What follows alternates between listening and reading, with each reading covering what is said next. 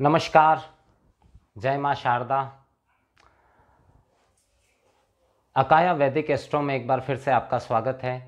मैं हूं पंडित श्याम भारद्वाज और मैं उपस्थित हुआ हूं 17 अक्टूबर 2024 को ग्रहों के राजा सूर्य देव जो राशि परिवर्तन करने जा रहे हैं उसके फल को लेकर क्या प्रभाव पड़ेगा सूर्य देव, क्योंकि सूर्य देव प्रवेश करने जा रहे हैं अपनी निम्नतम नीच राशि तुला राशि में, जहां पर बुध पहले से मौजूद हैं। तो वहां पर बुधादित्य योग का निर्माण होगा। जैसा कि सर्वविदित है, सूर्य देव जिस किसी भी राशि में रहते हैं वहां से सप्तम भाव को देखते हैं। तुला राशि में रहकर सूर्यदेव सप्तम भाव यानी कि मेष राशि को देखेंगे, अपनी उच्च दृष्टि से देखेंगे। अब सूर्यदेव का नीच राशि में जाना बहुत सारे लोगों के लिए नकारात्मक भी होगा, कुछ लोगों के लिए सकारात्मक भी हो सकता है। आइए चर्चा करते हैं 12 राशियों पर क्या प्रभाव होने वाला है। जय श्री कृष्णा, राधे राधे। कुंडली विश्लेषण एवं कुंडली मिलान के लिए नीचे दिए गए नंबर पर संपर्क करें एवं साप्ताहिक राशि ग्रहों के परिवर्तन का आपकी राशि पर क्या प्रभाव हो सकता है, इसकी जानकारी के लिए अकाया वैदिक एस्ट्रो चैनल को सब्सक्राइब करें और बेल आइकन दबाएं। राधे राधे। में अगर हम पहली राशि की बात करें, मेष राशि की, तो उसके सप्तम भाव में यह योग बनेगा। सीधी सी बात है, सप्तम भाव में यह योग बनेगा तो सूर्यदेव की उच्च दृष्टि जो रहेगी वो लग्न पर यानी कि राशि पर रहेगी। इससे जो लाभ होने वाले हैं, लाभ क्या होने वाला है, एक तो आपके व्यक्तित्व में ऊर्जा का संचार होगा, कहीं ना कहीं आपके अंदर मजबूती आएगी, आपका नाम प्रसिद्धि बढ़ेगी, लेकिन साथ ही साथ क्या बढ़ेगा तो अहंकार बढ़ेगा। ये प्रवृत्ति समाप्त तो हो जाएगी कि जीवन में किसी की बात सुनना भी है। मेष राशि वालों, आपके लिए है ये बात, क्योंकि सूर्यदेव हमेशा तो यहाँ रहेंगे नहीं, एक महीने में फिर राशि बदल जाएंगे। तो अभी आपकी प्रवृत्ति ऐसी हो जाएगी कि आप अपने आप को सर्वे सर्वा मान लेंगे, आप किसी की बात सुनने को तैयार ही नहीं होंगे। सेल्फ रिस्पेक्ट और ईगो के बीच की लाइन आप भूल जाएंगे। बात आप करेंगे सेल्फ रिस्पेक्ट की, पर असल में वो प्रतीत होगा कि आप जो है अहंकारवश बात कर रहे हैं। निसंदेह आप में ऊर्जा भरपूर रहेगी इस दौरान, क्योंकि उच्च दृष्टि है सूर्यदेव की। अब सप्तम भाव में सूर्य और बुध की युति हो रही है। यहां पे सूर्यदेव का आना एक तो दाम्पत्य सुख में परेशानी खड़ी कर देगा, और वो परेशानी क्यों खड़ी होगी तो आपके स्वभाव से खड़ी होगी, आपके अहंकार मिश्रित स्वभाव से खड़ी होगी। संतान के साथ में भी आपके मतभेद होंगे, क्योंकि पंचम भाव संतान भाव के स्वामी होकर के और सप्तम भाव में रहेंगे सूर्यदेव अपनी नीच राशि में, तो वहाँ भी अहम का टकराव होगा। पार्टनरशिप में अगर आपका कारोबार है तो वहाँ पर भी दिक्कत आएगी, पार्टनरशिप टूट सकती है, पार्टनर के साथ विवाद हो सकता है। लाभ कहाँ मिलने वाला है तो लाभ सिर्फ एकमात्र एक ही मिलने वाला है कि आपके व्यक्तित्व में जरूर बढ़ोतरी होगी, कहीं ना कहीं आपके सम्मान में वृद्धि होगी सामाजिक रूप से, लेकिन आपका जो निजी जीवन है वो बहुत बुरी तरीके से प्रभावित रहेगा। विद्यार्थियों के लिए भी बहुत अच्छा नहीं समय कहा जा सकता, उनका मन भटकेगा, समय से या तो बहुत ज़्यादा आगे की सोचेंगे या बहुत ज़्यादा पीछे की सोचेंगे, स्थिर नहीं रख पाएंगे अपने मन को, ये समस्या खड़ी होगी। प्रेम संबंधों में भी समस्या आएगी। यहाँ पर जो लोग विवाह करना चाहते हैं या विवाह की आयु के हो चुके हैं, विवाह आदि की बात चल रही है, वहाँ कुछ न कुछ समस्या, कोई ना कोई खटराक अवश्य ही खड़ा होगा।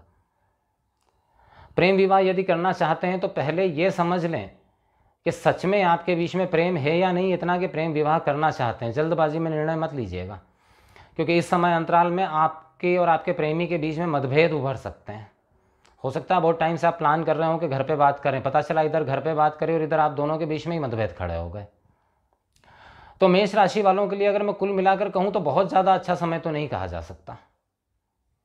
हाँ, आपके अहंकार में वृद्धि करवाने वाला समय। सरकारी क्षेत्र में अगर आप हैं तो कहीं वहाँ कुछ पदोन्नति की संभावना ज़रूर बन सकती है, लेकिन थोड़ा सा अपने डोमिनेटिंग नेचर को काबू रखेंगे अगर आप, तो बहुत सारी परेशानियों से बचे रहेंगे। करना क्या है इस समय पे, सूर्योदय तक के बाद तक मत सोइए, सूर्योदय से पहले उठिए, भुवन भास्कर यानी कि सूर्यदेव को अर्घ्य दीजिए, उनको नमस्कार करिए, तो आप बहुत सारी परेशानियों से बचे रहेंगे। बात करते हैं कालचक्र की दूसरी राशि वृषभ राशि के लिए। अब देखिए वृषभ राशि के लिए सूर्य का ये जो गोचर है ये छठे भाव में होने जा रहा है। छठा स्थान रोग रिपु ऋण का है और चौथे भाव के स्वामी होकर के छठे भाव में रहेंगे। अब कुछ लाभ है इसके। सबसे पहला लाभ तो यह है कि आपके शत्रु आपके सामने नहीं टिक पाएंगे, शत्रु जरा शांत रहेंगे। लेन देन का कोई मैटर अटका हुआ था उसमें कहीं ना कहीं सफलता मिलती हुई दिख रही है, लेकिन खर्च में अप्रत्याशित वृद्धि होती हुई दिख रही है। मतलब इतनी ज़्यादा वृद्धि हो रही है खर्च में कि आप परेशान हो जाएंगे इस बात से। बिना वजह की यात्राएं, उनमें खर्च, बिना काम की वस्तुओं पर खर्च, मतलब खर्च इस लेवल पे बढ़ा चढ़ा रहेगा कि आप खुद सोच में पड़ जाएंगे कि ये हो क्या रहा है। स्वास्थ्य संबंधित खर्च भी हो सकता है। स्पेशली ब्लड प्रेशर के जो मरीज हैं उन्हें बहुत विशेष ख्याल रखना है इस समय पे वृषभ राशि वालों को, क्योंकि इस समय आपका ब्लड प्रेशर बहुत ज़्यादा फ्लक्चुएट हो सकता है। तो खान पान पर नियंत्रण रखें थोड़ा। शत्रुओं पर जरूर आप हावी रहेंगे। जो भी आपसे शत्रुता रखते हैं इस समय आपका मुकाबला नहीं कर पाएंगे, क्योंकि सूर्यदेव छठे भाव में शत्रुहंता हो जाते हैं, कहीं ना कहीं ऋणहंता भी होते हैं। ऐसा भी हो सकता है कि आपके पास में जो धन रखा है वो ऋण चुकाने में खर्च हो जाए, या आप कहीं से ऋण प्राप्त करना चाहते हैं तो उसकी भी संभावना है कि ऋण भी आपको प्राप्त हो जाए। चौथे भाव के स्वामी होकर के छठे भाव में रहेंगे तो शत्रु थोड़ा परेशान ज़रूर करेंगे, कहीं ना कहीं मानसिक चिंता या तनाव ज़रूर देंगे आपको। माता के स्वास्थ्य में गिरावट हो सकती है, उसमें भी खर्च बढ़ सकता है, उससे भी आप परेशान हो सकते हैं। इस महीने में एक बात का विशेष ख्याल रखिएगा कि प्रॉपर्टी संबंधित कोई बड़ी डील आपको नहीं करना है। विद्यार्थियों का मन पढ़ाई में बिल्कुल नहीं लगेगा, बहुत ही अस्थिरता का भाव रहेगा इस दौरान। तो ये कुछ नुकसान है, कुछ लाभ है तो कुछ नुकसान है। नया वाहन खरीदने का प्लान चल रहा है तो अभी थोड़ा स्थगित रखिए 1 महीने के लिए, उसके बाद में वाहन वगैरह खरीदिए, क्योंकि इस समय पे कुछ समस्याएं मुंह फाड़े खड़ी हुई है कि आपने कोई भी बड़ा डिसीजन लिया और आप कहीं ना कहीं उलझेंगे ज़रूर उसके अंदर। मानसिक तनाव की स्थितियां हैं और बजट से ज़्यादा खर्च हो जाने की संभावना है। तो इन चीज़ों का वृषभ राशि वालों को ध्यान रखना है। उपाय वही है, सूर्य देवता को अर्घ्य प्रदान करिए, गायत्री मंत्र का जप करिए, प्राणायाम करिए, तो सूर्य देव की कृपा अगर मिलती रहेगी तो आप बहुत सारी परेशानियों से बचे रहेंगे। करते हैं काल चक्र की तीसरी राशि मिथुन राशि के विषय में। मिथुन राशि के लिए पंचम भाव में सूर्यदेव का यह गोचर होने जा रहा है। पंचम भाव में वैसे तो सूर्यदेव कारक होते हैं, क्योंकि काल चक्र की जो कुंडली है उसमें सिंह राशि जो है वो पंचम स्थान पर मौजूद है। अब वहीं पर सूर्य आ रहे हैं और अपनी नीच राशि में आ रहे हैं। तो सबसे पहले अगर हम बात करें कि यहाँ से नुकसान क्या क्या होने वाले हैं मिथुन राशि वालों को, तो सबसे पहले अगर मैं कहूँ तो गर्भवती महिलाएं, उन्हें बहुत सावधान रहने की ज़रूरत है। मिसकैरेज की संभावनाएं इस दौरान बनती हुई दिखाई देती है सूर्य के नीच राशि में रहने से। दूसरा, प्रेमियों के लिए भी अच्छा समय नहीं है। प्रेमियों के बीच में गंभीर विवाद वाली स्थितियां यहाँ पर पनप सकती है। संबंध विच्छेद भी हो सकते हैं, ऐसी स्थितियां भी बन सकती हैं। विद्यार्थियों के लिए भी बहुत अच्छा समय नहीं कहा जा सकता। उनका कॉन्फिडेंस एकदम से डाउन हो सकता है, आत्मविश्वास में कमी आ सकती है। तो फिर अच्छा क्या है?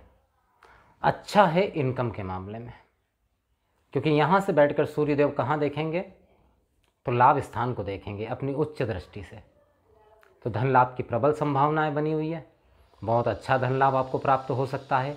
जो भी कार्य क्षेत्र है आपका, अगर आप सरकारी कार्य से जुड़े हुए हैं, टेंडर ठेका आदि कोई ऐसे काम से जुड़े हुए हैं, तो निश्चित रूप से आपका टेंडर वगैरह पास हो सकता है और आपको धन लाभ के लिए आगे की संभावनाएं तैयार हो सकती है। देखिए, पंचम भाव में जब सूर्य होते हैं तो थोड़ा सा बुद्धि को उग्र करके रखते हैं, तो थोड़ी सी बुद्धि उग्र रह सकती है, गुस्सा जल्दी आ सकता है।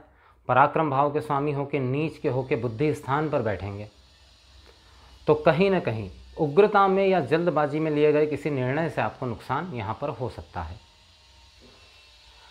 तृतीय भावस्थ होकर के पंचम में बैठेंगे तो भाई के साथ में खटराक, छोटे भाई बहनों के साथ में वो विवाद वाली स्थिति भी हो सकती है। संतान के स्वास्थ्य में गिरावट या संतान के साथ में मतभेद की स्थितियां भी यहाँ दिखाई दे रही है। तो कुल मिलाकर अगर मैं कहूँ तो सिर्फ इनकम का जो मामला है, लाभ का जो मामला है, धन लाभ का, उस स्थान पर सूर्यदेव आपके लिए पॉजिटिव बने हुए हैं और बाकी बहुत से मामलों में नकारात्मक है। तो क्या करना चाहिए ऐसे में? वही करना है आपको भी। उदय होते हुए सूर्य देव को अर्घ्य प्रदान करिए, गायत्री मंत्र का जप करिए, झूठ बोलने से बचिए, तो आप बहुत सारी परेशानियों से बचे रहेंगे। बात करते हैं कालचक्र की चौथी राशि कर्क राशि के विषय में। अब देखिए, कर्क राशि के लिए चौथे भाव में आएंगे सूर्यदेव। देखिए, एक तो ये स्थान वैसे ही सूर्यदेव का नहीं है। अगर जन्म समय पे भी किसी के चौथे स्थान में सूर्यदेव बैठे हुए हैं तो वहाँ के कारक बिल्कुल नहीं होते, कुछ न कुछ समस्या देते ही देते हैं। अब ट्रांजिट में यहाँ आ रहे हैं, और कहाँ आ रहे हैं? तो अपनी नीच राशि में। तो पहले एक अच्छी बात तो ये बता दूं कि कार्य क्षेत्र में आपका दबदबा, आपका रुतबा ज़रूर बढ़ने वाला है। लोग आपकी बातों को पर ध्यान देने वाले हैं, आपकी बातों को वैल्यू देने वाले हैं। कहीं ना कहीं आपकी इमेज में, आपके लेवल में बढ़ोतरी होती हुई महसूस हो रही है। लेकिन यही स्थिति परिवार में, समाज में पूरी तरीके से नकारात्मक बनी हुई है। घर परिवार में खटराक, तनाव, मानसिक तनाव में वृद्धि, माता के स्वास्थ्य में गिरावट, आपके स्वयं के स्वास्थ्य में भी थोड़ी गिरावट, आपकी वाणी की वजह से घर परिवार में विवादास्पद स्थितियां जन्म ले सकती है। मित्रों के साथ में मतभेद हो सकते हैं, इस बात की भी संभावना यहाँ है। इस 30 दिनों के लिए, इस 1 महीने के लिए वो लोग जो प्रॉपर्टी संबंधित कोई काम करना चाहते हैं वो थोड़ा सा शांत बैठ जाएं। प्रॉपर्टी संबंधित कोई काम इस दौरान ना करें, अन्यथा समस्या निश्चित रूप से पैदा होगी। नया वाहन खरीदना चाहते हैं, अभी 30-35 दिन के लिए बिल्कुल अवॉइड कर दीजिए, नया वाहन नहीं खरीदना है। स्वास्थ्य का ध्यान रखिए, खान पान पर विशेष संयम रखिए। कच्चे नमक का सेवन बिल्कुल बंद कर दीजिए, वरना ब्लड प्रेशर संबंधित समस्याएं आपको बढ़ सकती है, हो सकती है। तो थोड़ा सावधान रहने की ज़रूरत है। जहाँ निजी जीवन में, कार्य क्षेत्र में उन्नति के नए अवसर भी आपको प्राप्त होते हुए दिखाई दे रहे हैं। प्रेमियों के लिए भी समय अच्छा नहीं है, क्योंकि मन जो है वो थोड़ा सा भटकाव वाली स्थिति में रहेगा, तो वहाँ पर भी कमज़ोरी थोड़ी अनुभव होगी। मुख्य रूप से पारिवारिक और निजी मामलों में थोड़ा सा ये नकारात्मक समय है। बात करते हैं कालचक्र की 5वीं राशि सिंह राशि के विषय में। सिंह राशि के लिए सूर्यदेव का यह जो गोचर है वो तृतीय भाव में होने जा रहा है। तृतीय भाव में सूर्यदेव बहुत ज़्यादा नकारात्मक फल तो नहीं देते, लेकिन पराक्रम भाव में नीच राशि में होने के कारण एक तो छोटे भाई बहनों के साथ में खटराग, विवाद की स्थितियों को बनाते हुए दिख रहे हैं। स्वयं के स्वास्थ्य का आपको ध्यान रखना है। हो सकता है वर्कलोड बहुत ज़्यादा हो आप पर, तो ब्लड प्रेशर संबंधित समस्या ना हो, इस बात का आपको यहाँ पर विशेष रूप से ध्यान रखना है। साथ ही साथ इस समय पे लंबी दूरी की यात्रा अगर संभव हो तो टालिएगा, क्योंकि यात्रा में परेशानी इस समय पे आपको हो सकती है। अब देखिए, क्योंकि आपके राशि स्वामी हैं सिंह राशि वालों के लिए, और अपनी नीच राशि में जा रहे हैं, हालांकि भाग्य भाव पर दृष्टि भी डाले हुए हैं, अपनी उच्च दृष्टि डाले हुए हैं भाग्य भाव पर, तो कहीं ना कहीं भाग्य का सहयोग आपको ज़रूर मिलता हुआ रहेगा। कार्य क्षेत्र में भी उन्नति की संभावना है, लेकिन ऐसा हो सकता है कि शायद आपको बहुत ज़रूरत से ज़्यादा मेहनत करनी पड़े। परिणाम ज़रूर प्राप्त होगा, आपको लाभ ज़रूर प्राप्त होगा, पर मेहनत शायद आवश्यकता से अधिक हो जाए। और आपके लिए तो हमेशा ही ये नियम लागू होता है कि आपको हमेशा सूर्य देवता को अर्घ्य देना ही है और गायत्री मंत्र का जप करना ही है, क्योंकि आपके तो राशि स्वामी हैं। तो सूर्य देव का अच्छे प्रभाव अति आवश्यक है आपके लिए। प्रेमियों के लिए भी मैं बहुत अच्छा समय नहीं कहूँगा। प्रेम संबंध में मान लीजिए जैसे आपने कोई प्लान बनाया कहीं घूमने फिरने का, हो सकता है ऐन वक्त पे आपको अपना प्लान बदलना पड़ जाए, इस वजह से थोड़ा सा मन मुटाव हो जाए।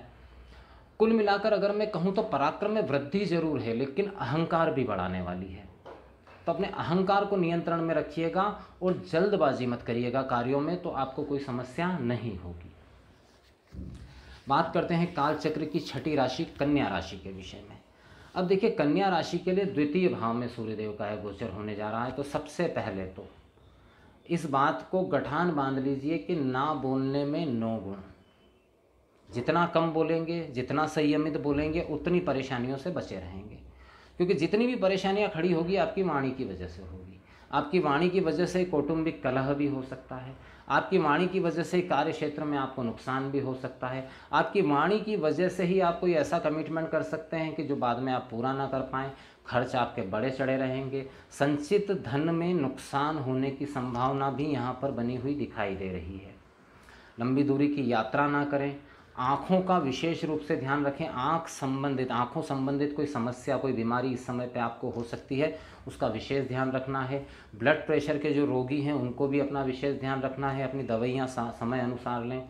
कन्या राशि वालों के लिए ये ट्रांजिट अच्छा नहीं कहा जा सकता, समस्या देने वाला ट्रांजिट है, क्योंकि व्ययेश होकर के द्वितीय भाव में मौजूद हैं सूर्यदेव, जो कि बहुत ज़्यादा अच्छा नहीं कहा जा सकता। क्या करना चाहिए? तो आपको भी वही करना है। सुबह उगते सूर्य देवता को जल दीजिए, गायत्री मंत्र का जप करिए, भुवन भास्कर को प्रणाम करिए, उनसे प्रार्थना करिए, आप बहुत सारी परेशानियों से बचे रहेंगे। बात करते हैं कालचक्र की 7वीं राशि तुला राशि के विषय में। अब देखिए, तुला राशि पर ही सूर्यदेव का गोचर होने जा रहा है।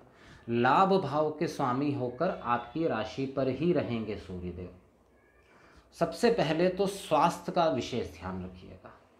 स्वास्थ्य संबंधित समस्याएं इस दौरान हो सकती है, आपको विशेष ध्यान रखना है। धन लाभ आपको ज़रूर होगा, आकस्मिक लाभ की भी संभावना यहाँ पर बनी हुई है, लेकिन इस समय पे कोई नया कार्य शुरू नहीं करना है, अन्यथा समस्या में पड़ जाएंगे। इस समय जीवन साथी का स्वभाव बहुत उग्र रह सकता है।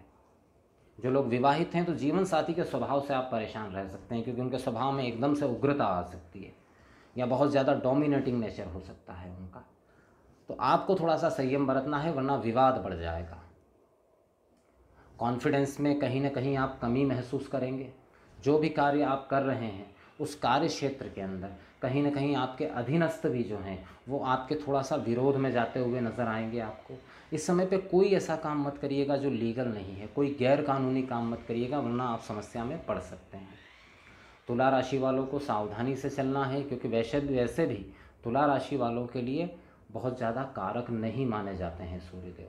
एक क्षेत्र में लाभ की संभावनाओं को दिखा रहे हैं, और वो लाभ क्या है? धन लाभ। धन लाभ आपको अवश्य ही होगा इस ट्रांजिट के दौरान। हाँ, आपके जीवन साथी को अपने कार्य क्षेत्र में उन्नति मिलती हुई दिखाई दे रही है, बड़ी उन्नति मिलते हुए दिखाई दे रही है। शायद उनका नाम चल जाए, जो भी, अगर आप दोनों मिलकर काम करते हैं तो हो सकता है कि वो आपसे आगे के पायदान पर पहुंच जाए इस समय अंतराल के दौरान। अच्छी बात है। क्या करना है?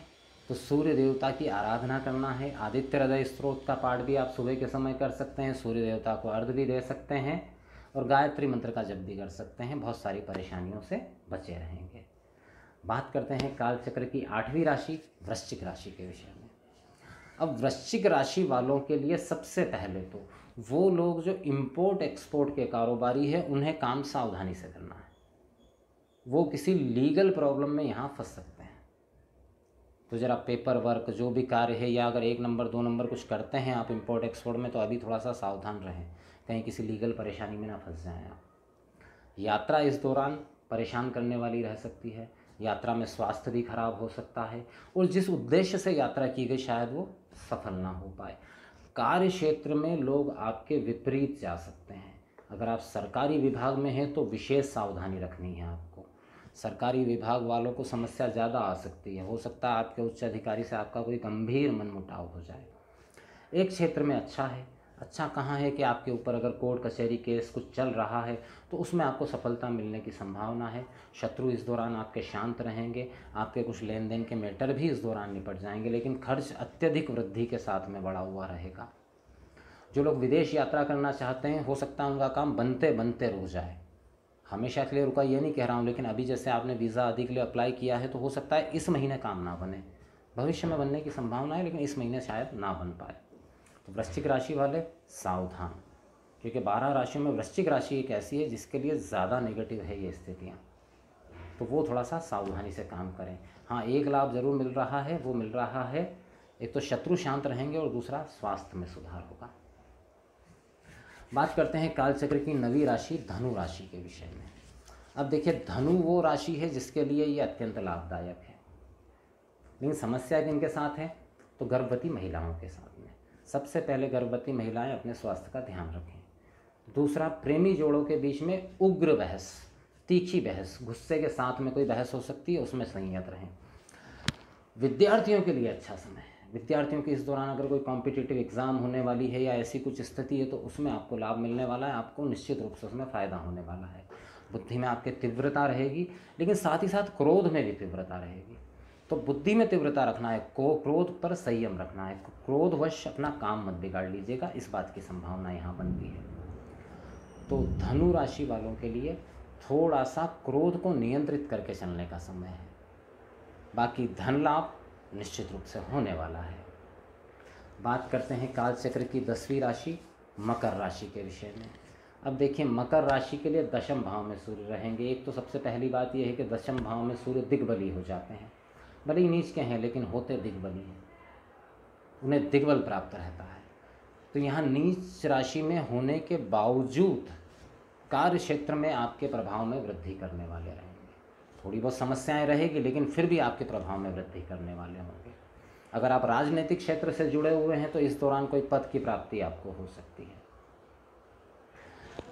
दशमस्थ सूर्य सरकारी विभाग में काम करने वालों के लिए थोड़ी सी समस्याएं और खटराग के बाद पदोन्नति की स्थितियों को देने वाले रहेंगे। अष्टमेश होकर के दशम में रहेंगे तो समस्या तो आनी है, लेकिन अचानक लाभ भी होना है। अब यहाँ से सूर्यदेव कहाँ देखेंगे तो चौथे भाव को देखेंगे, आपके सुख में वृद्धि करेंगे।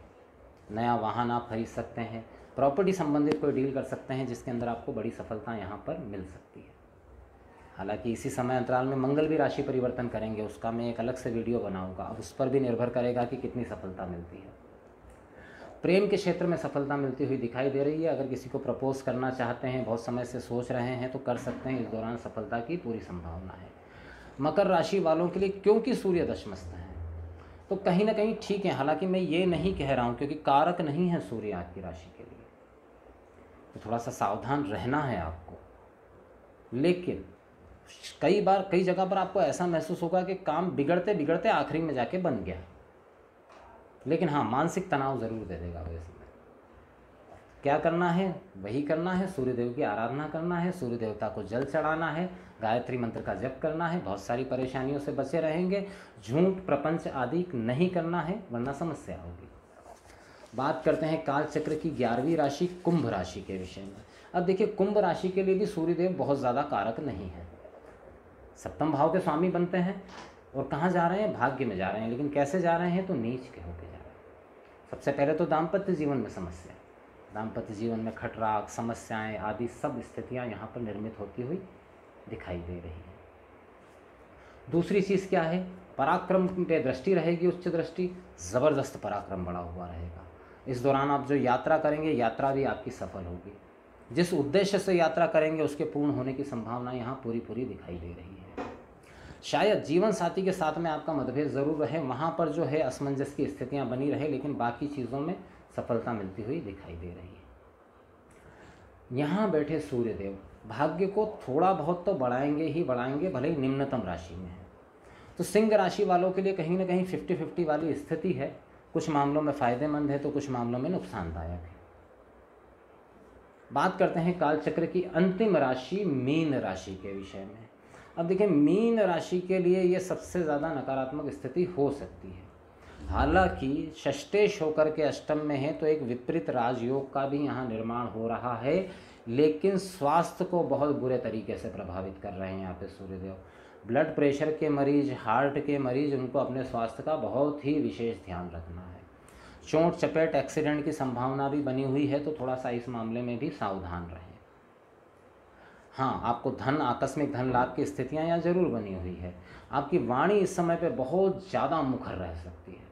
मुखर मतलब थोड़ी अहंकार मिश्रित रह सकती है। इससे जो भी आपसे बात करेगा उससे शायद आपकी बात से उसको बुरा भी लग सकता है। थोड़ा मन मुटाव वाली स्थितियाँ भी यहाँ पर बनती हुई दिखाई दे रही है, तो इस मामले में ज़रा थोड़ा सा संयम बरतिएगा।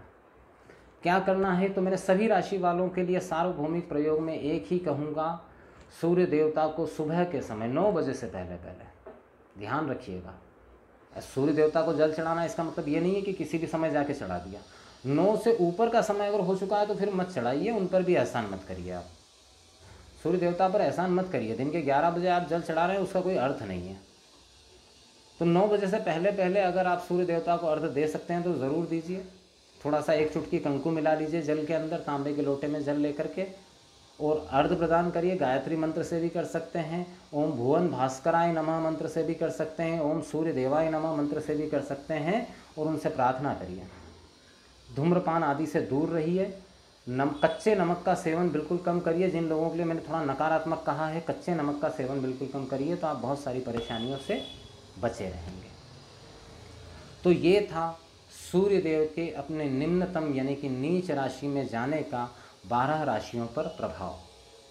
फिर उपस्थित होता हूँ एक नए विषय के साथ में। तब तक के लिए अपने शब्दों को यहीं विराम देता हूँ। जय माता।